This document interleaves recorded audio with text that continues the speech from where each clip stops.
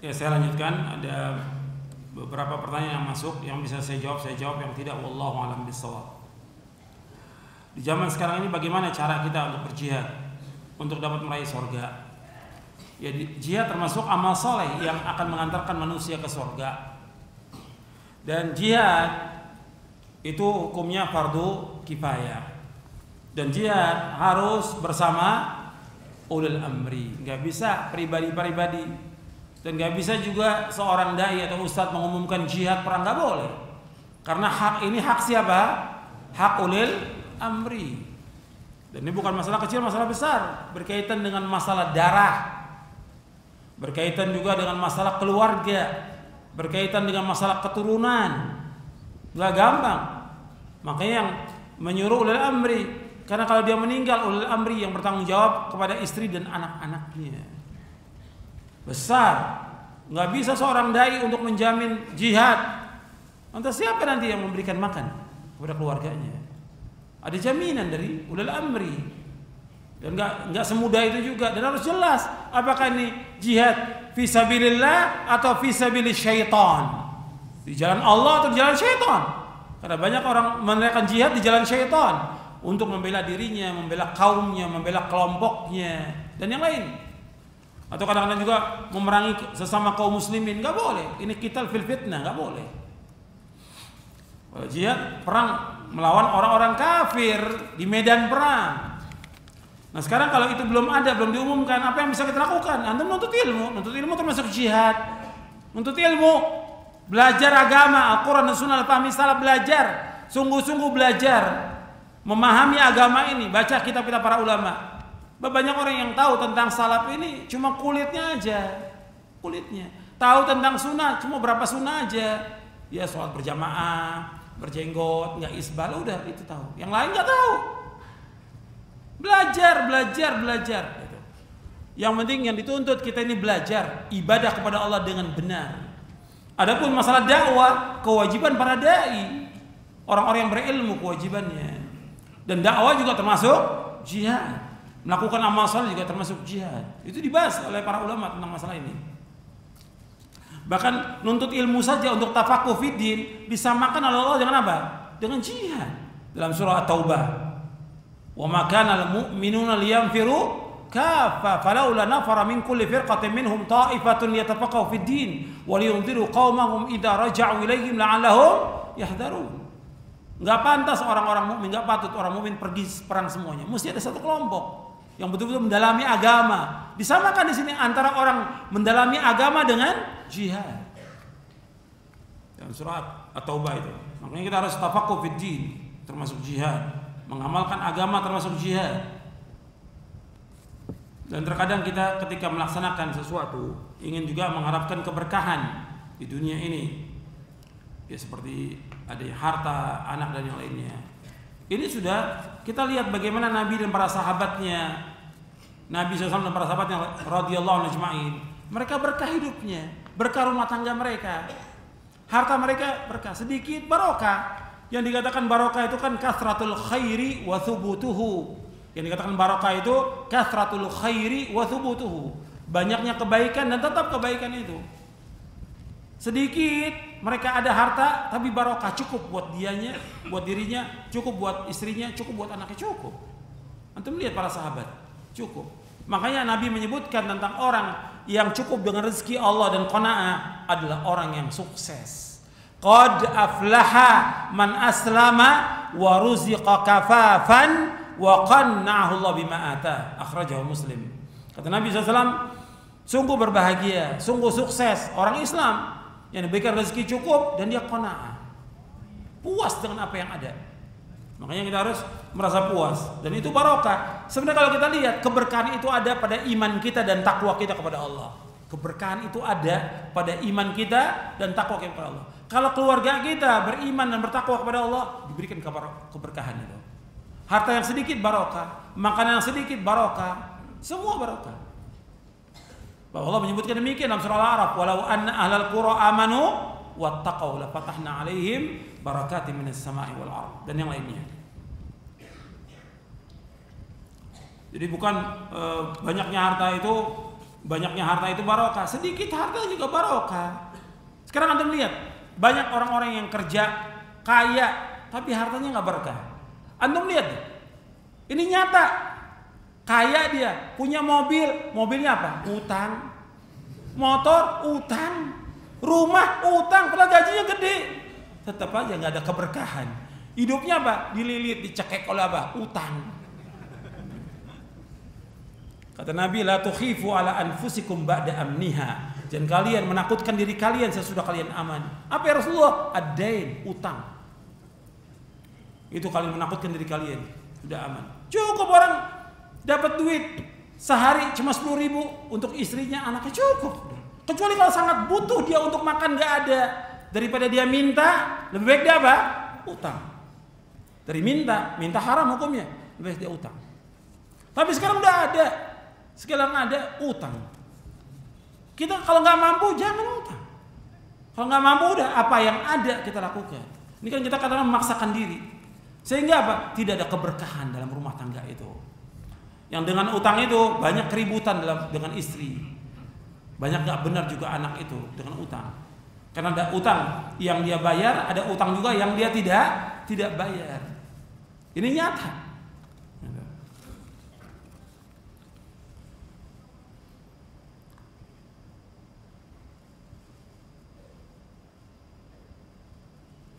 Tadi disebutkan tentang orang yang tidak mencium aroma surga, apakah dia tidak masuk surga? Ini bentuknya wa'id. Hadis-hadis tentang apa? Ancaman. Kalau ada ancaman, ya bisa hilang selama ada seberat darah iman dalam hatinya. Tetap yang namanya orang beriman dia masuk surga. Jadi ini bentuknya ancaman.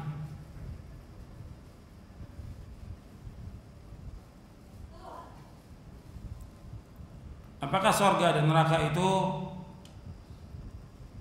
telah Allah ciptakan dan apa penghuninya atau tidak? Ini sudah kita bahas ya pada bulan yang lalu ketika kita membahas tentang Syarhus Sunnah dari Imam Al-Barbahari, bahwa surga Allah sudah ciptakan, neraka Allah sudah ciptakan, cuma penghuninya belum.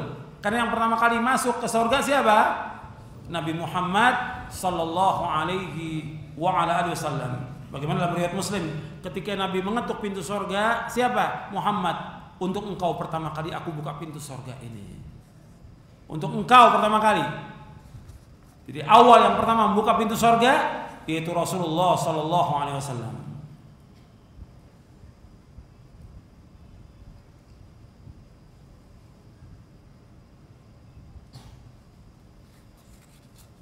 Tadi disebutkan orang dia mencari ilmu untuk mendapatkan sedikit dari dunia, ya tentang harta atau kedudukan atau jabatan atau yang lainnya.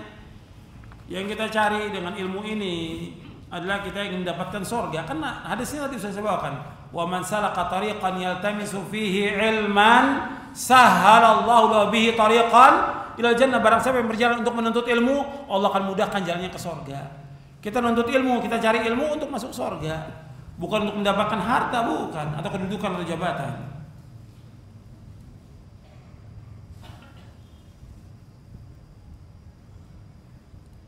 Bagaimana memahami ayat tentang seorang masuk surga itu karena amalnya, tapi dalam hadis disebutkan bahwa orang masuk surga itu karena rahmat Allah. Betul bahwa orang masuk surga itu karena rahmat Allah.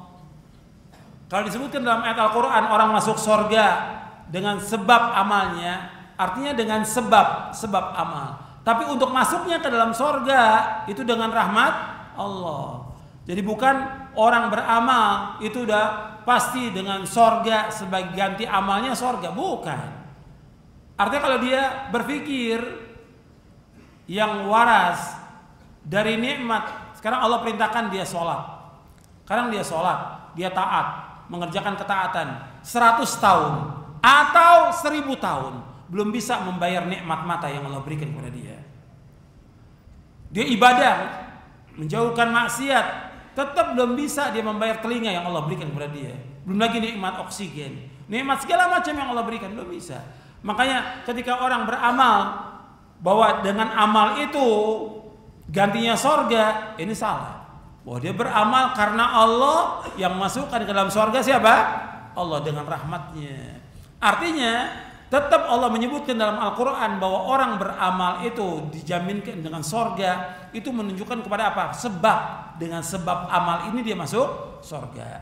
Atau dengan mana yang kedua, bahwa amal itu untuk menunjukkan kepada tingkatan di sorga. Walikullin darajatum mimma amilu. Bahwa mereka mendapatkan derajat tentang apa yang mereka amalkan. Tapi masuk sorganya, orang semua masuk sorga dengan sebab rahmat Allah. Wallahu a'lam. Ini panjang dibahas oleh para ulama tentang masalah ini.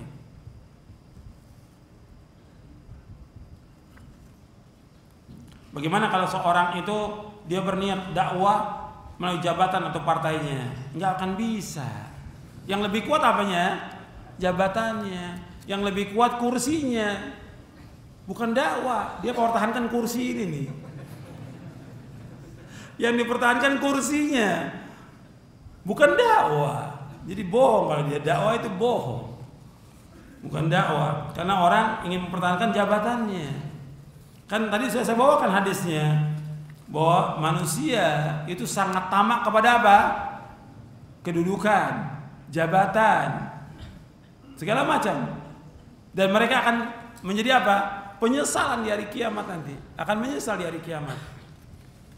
Jadi yang kita cari itu.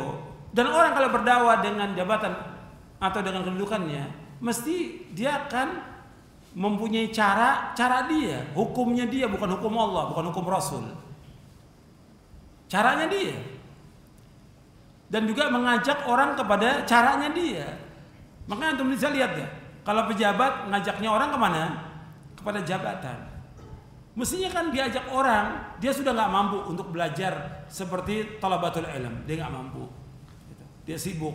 Nah mesti dianjurkan orang antum belajar sungguh-sungguh biar antum jadi dai, bermanfaat buat umat, mesti kan gitu. Bukan diajarkan antum masuk politik. Kok diajarkan masuk politik? Lantas ilmunya yang dulu yang dia belajar gimana? Nggak bermanfaat kalau masuk politik. Dia bisa merubah atau dia dirubah?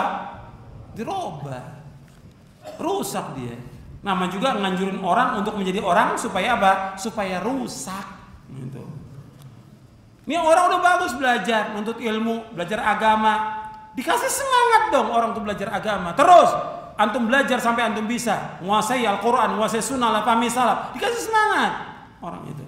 Bukan disuruh tinggalkan menuntut ilmunya, suruh masuk politik. Kalau masuk politik dikorbankan semuanya. Semua dikorbankan dia. Semuanya. Hartanya dikorbankan, dirinya dikorbankan, keluarganya dikorbankan, orang tuanya dikorbankan, semua dikorbankan untuk dapat kedudukan dan jabatan. Betul atau tidak?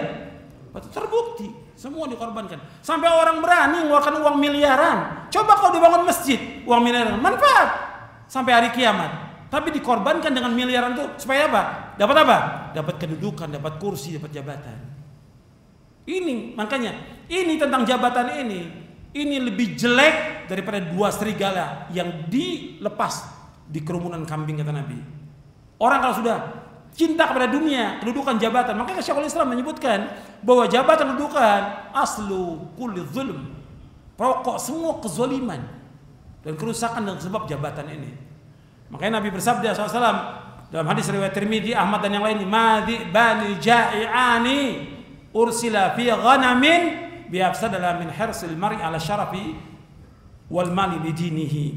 Kata Nabi, dua serigala yang dilepas di kerumunan kambing itu tidaklah lebih tamak, tidak lebih rakus daripada keserakahan manusia kepada harta, kedudukan, jabatan yang merusak agamanya. Pasti merusak agamanya.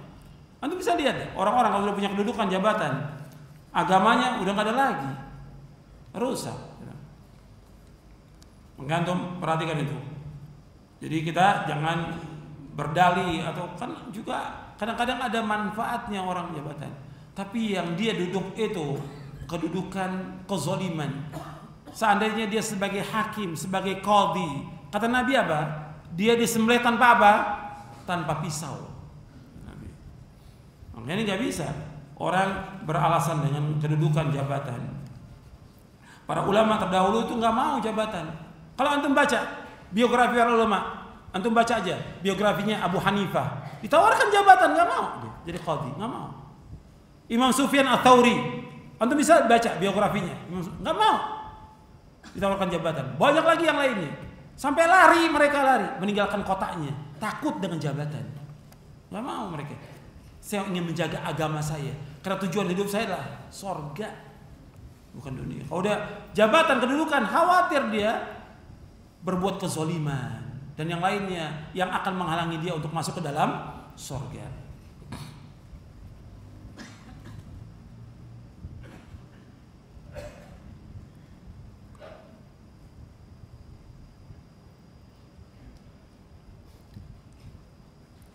Bagaimana kalau ada orang diajak untuk ikut kajian tapi kemudian dia tidak mau? Dia mengatakan bahwa banyak yang ikut kajian kurang sosialnya, kemudian keras pemahamannya. Ditanya dong, di mana bentuknya? Di mana letak dia kurang sosial? Di mana letaknya bahwa dia keras pemahaman? Ditanya. Jangan kata orang. Kan dia harus dibuktikan. Gitu. Jangan kata orang. Apa nggak terbalik gitu? Justru yang nggak ngaji yang keras gitu. Justru orang yang ngaji itu tambah lembut hatinya, tambah dekat dengan Allah, tambah takut dia kepada Allah. Mestinya kan seperti itu. Tapi kalau kita lihat justru yang ngaji tambah keras hatinya dia. Diajak nggak mau. Yang keras itu kita apa dia? Dipanggil adzan 5 waktu mau nggak dia ke masjid? Nggak ke masjid juga. Yang keras dia apa kita? Jadi itu harus ditanya itu. Kebanyakan orang-orang kadang-kadang menuduh dengan tuduhan yang nggak benar. Sebenarnya melaksanakan sunnah itu merupakan kewajiban yang harus dilaksanakan. Dan Nabi yang memberikan contoh untuk bisa melaksanakan sunnah. Jadi ketika orang mengatakan itu keras, pada hakikatnya dia menuduh siapa?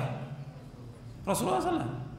Ketika orang berjenggot dikatakan keras oleh dia nuduh Rasulullah SAW. Karena yang menyuruh untuk memelihara jenggot siapa? Rasulullah SAW. Yang menyuruh arkhuliha a'fuliya, panjangkan jenggot kamu, biarkan jenggot, siapa yang pertama kali menyuruh? Rasulullah SAW. Dan Nabi mencontohkan demikian. Ketika kita mengajak orang untuk mentauhidkan Allah, menjauhkan syirik, ini dakwanya siapa? Dakwanya para nabi, para rasul, bukan keras. Justru itu dakwah yang benar, mengajak orang untuk mentauhidkan Allah, menjauhkan segala macam perbuatan syirik. Karena semua nabi, semua rasul dakwanya demikian.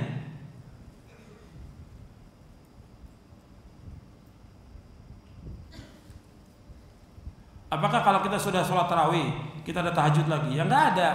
Tinggal kita mencari aja tarawihnya di awal, di tengah atau di akhir malam.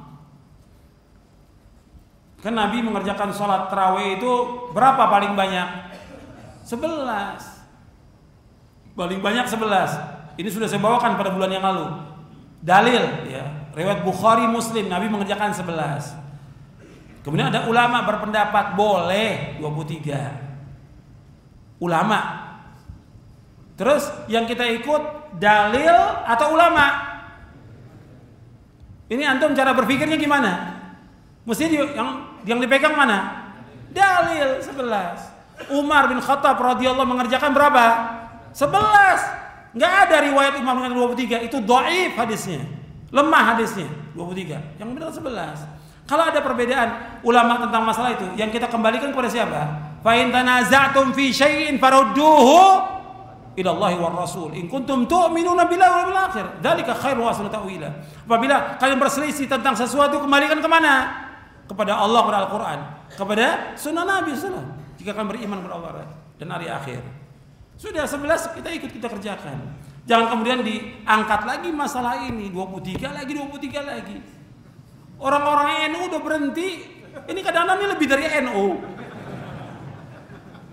Udah berhenti, nggak mau bahas soal 23. Kok ini dia angkat lagi 23? Suruh dia kerjakan, coba. Bisa nggak dia kerjakan bersama kaum muslimin? Ada nggak mau ikut dia 23 itu? Dia kerjakan 11 juga. Jadi kenapa kita nggak hidupkan yang dari sunnah Nabi? Sholatul laili mathna, sholat malam 2-2. Nabi la yazidu ala 11 rakaatan. Nabi nggak lebih daripada 11 rakaat.